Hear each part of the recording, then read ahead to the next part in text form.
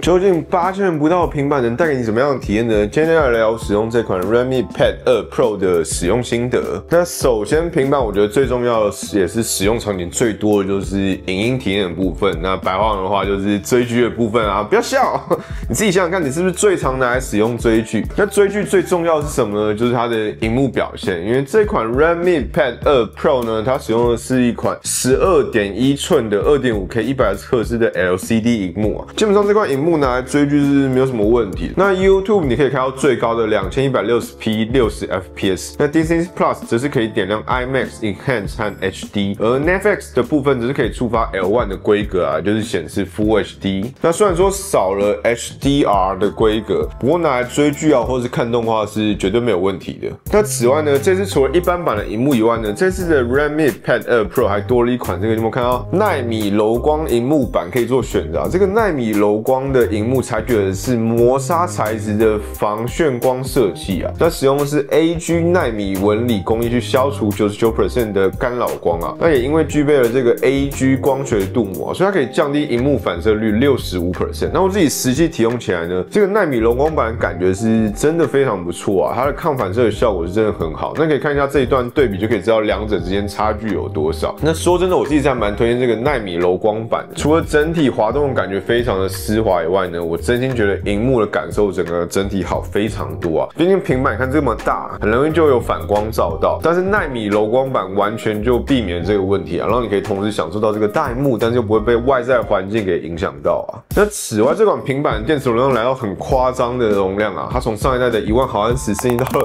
12000毫安時啊，真的多了2000毫安時，也超誇張。根據官方的数據呢，最長的待機時間可以長達73天啊，哇，2個多月，超扯！而且熒幕的連續播放時間可以長達14個小時啊，那對比前代來講都是一個非常明顯的升級，畢竟電池真的很多了20% 啊，真的很扯。那至於充電速度上來講的話呢，它支援33瓦的快速充電，27瓦的反向快充啊，所以拿來應急拯救你快沒電的手機或者朋友快沒電的手機是完全沒有什麼問題的，畢竟它有一顆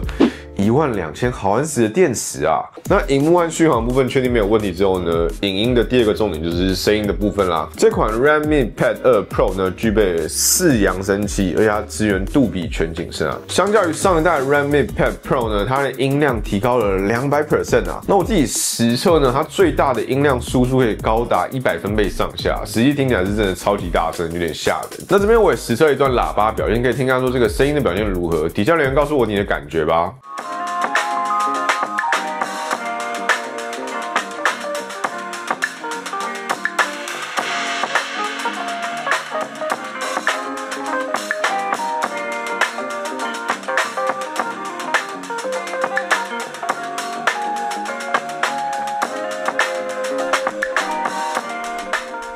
在看完了熒幕、續航和喇叭之後呢，就確定了追劇看影片這部分是完全沒有問題的。那接着就是一般日常的使用體驗啦。首先它搭載的是小米 HyperOS 2，主熒幕右上角往下滑呢會是控制中心，那左上角往下滑會是控制中心啊。那整個動畫也不會感覺到特別卡。那搭配這個120Hz的熒幕，操作起來的感覺是非常不錯。那此外，我覺得它做得很好是它的多功能設計。當你打開應用程式時呢，上方會有3個點點，你點一下就可以快速的選擇你想要的多功樣式。像你可以選擇就是左右分割啊，或者是彈出視窗。那叫出多功能方式，除了剛剛提及的那3個點點以外呢，也有手勢可以做到。你可以用3指這樣直接從右往中間滑，或是從左邊往中間滑，就可以快速開啟多功啊。左右雙螢幕也可以調整2邊的比例啊，就非常的不錯，靈活性很夠。那此外，剛剛提到的彈出視窗可以任意調整視窗的大小。基本上我覺得它的多功呢，算是設計的非常完整，就很直覺。那此外，小米的 HyperOS 2中呢，小米互傳是真的非常的好用啊。你也可以直接使用小米互傳傳檔案到 MacBook 上，使用體驗基本上就跟 AirDrop 是幾乎一樣，就還算蠻方便。那不論是平板傳到筆電，或是筆電傳回平板都沒有什麼問題。而且有個功能非常神的是呢，這一款 Redmi Pad 2 Pro 呢，甚至還可以當成你的 MacBook 的副螢幕來做使用啊。而且重點是操作起來非常簡單，我覺得算是一個做得很不錯又很方便的一個功能啊。以這個價位帶來講呢，這個8000元不到的平板還很佛心的提供了完整整的 Google Gemini 的功能啊，它可以做到跨程式的操作，像是複雜且多個鬧鐘的設定，那也可以做更複雜的指令，讓你只要查資料之後呢，幫你記錄到記事本內，它都可以做得到，而且完美支援了 Gemini Live 和畫圈搜尋啊，就算是提供一個蠻完整的 Gemini AI 的功能啊。那再來聊聊 Android 平板大家最害怕的問題，也就是性能的部分。目前我手上的這款 Redmi Pad 2 Pro 呢，使用的是高通的 7S Gen 4的處理器，它搭配的是8G 加 256GB 的柔光版配置。那一般版本會有 6GB 加 128GB 以及 8GB 加 256GB 的兩種選擇啊。不過如果你覺得容量不夠的話呢，這款平板還有一點很不錯的是，它可以擴充最多2TB 的記憶卡，基本上我覺得都算是非常夠用。那至於處理器 7S Gen 4的部分呢，雖然說它整體跑分的感覺沒有到很旗艦，不過你要記得啊，這是一款8000元不到的平板啊，而且跟前一代的 Redmi Pad Pro 比起來呢，處理器的跑分其實是提升了不少。不過雖然話是這樣講，但這一款 7S Gen 4的表現其實是很出乎我意料，因為我拿來打大型遊戲的實際遊玩體驗其實是 OK 的。那我知道這聽起來很奇幻，但它真的是跑得動大型遊戏啊，像是崩壞星穹鐵道啊，或者是絕區0，它都是跑得動，這是非常誇張啊。那首先我先測試了崩壞星穹鐵道，我把畫質調到了中畫質，那 FPS 調高到60 FPS， 那開啟了遊戲加速器，把加速器裡面的設定全部都拉好拉滿，然後再回到崩鐵中呢，實際打了一場模擬宇宙啊，這10分鐘真實的遊戲實際遊玩實測，那平均的 FPS 竟然有50.9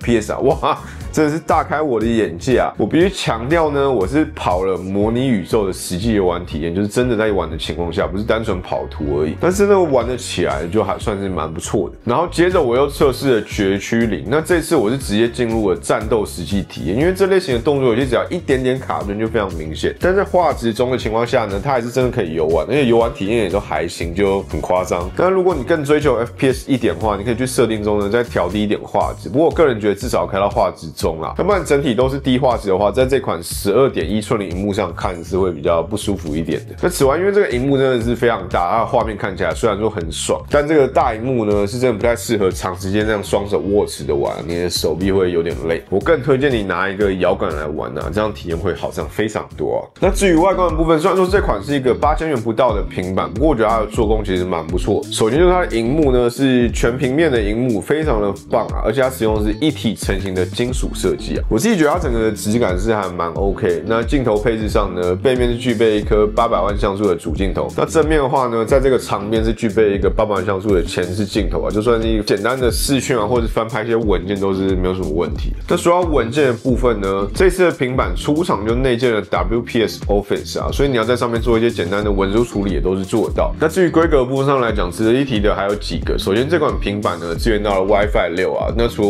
WiFi 版本以外呢，也會有5G 的版本，而且是支援 eSIM 的5G 版，所以有需要的話可以直接挑選這個版本。那最後，這款平板還具備一個很多旗艦平板沒有的東西啊，那就是它具備一個3.5mm 的耳機孔啊，所以如果你是有在打 in game 或是一些特殊需求的話呢，這個是一個不錯的優勢啊。好啦，差不多就是我使用這款 Redmi Pad 2 Pro 的使用心得啦。比如說它的遊戲表現真的是出乎我的意料，這種等級的平板通常是拿來追劇的，非打遊戲居多，但是它竟然跑得動重度遊戲，而且還是真的玩得起來，我覺得真的是很強。但是熒幕啊、電量、喇叭以及其他一些小地方，我覺得還算是蠻有誠意的。而且這款平板的售價呢，不到8000元啊，真的是非常誇張的價格。那現在在10月13號之前購買呢，還有贈品2選1的方案。好了，差不多就是今天影片了。那覺得這款平板表現如何？有什麼特別想問的？那想替我補充或者是我沒講到的部分，也都歡迎在底下影片留言。那我們就下一部影片再見啦，悄悄，拜拜。